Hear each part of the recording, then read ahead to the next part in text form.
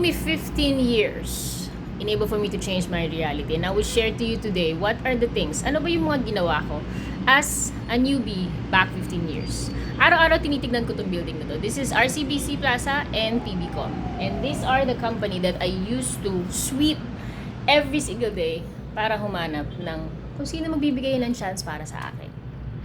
So it's not easy because if you don't speak the language of English, hindi madali lalo sa ating mga Pilipino. Nakaritira ako dati sa not really good apartment. There's no such views. And sleeping quarters sa mga call center is yung chance ko lang to actually see this city view, the life of imagination that one day, what if I can live on this kind of life?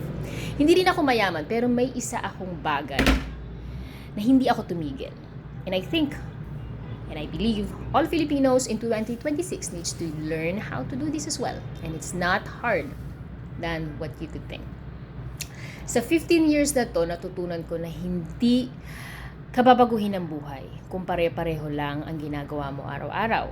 You need to learn things each and every day. So, as a younger sibling, I hope you will hear this. First, kailangan mong sumugal kahit natatakot ka.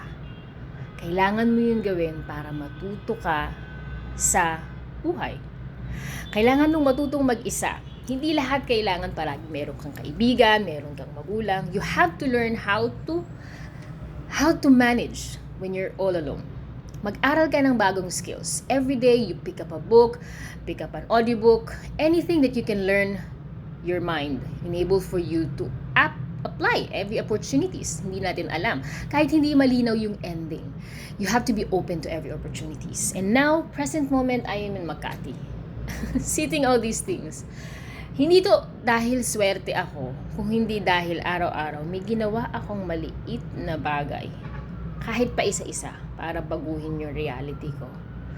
And we have to be brave, enabled for us to achieve something. And that's not gonna happen kung tayo yung natatakot or nag-iisip sa sasabihin ng iba. So kung nasan ka man ngayon, hindi pa huli ang lahat.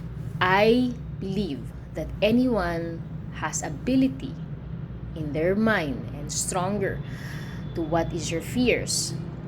Huwag mong iwanan yung sarili mo for your 12 years and then you're still there. Kung nagsisimula ka pa lang, this is the moment. Then this is your sign na kaya mo rin gawin mga bagay na to. Thank you so much and follow for more.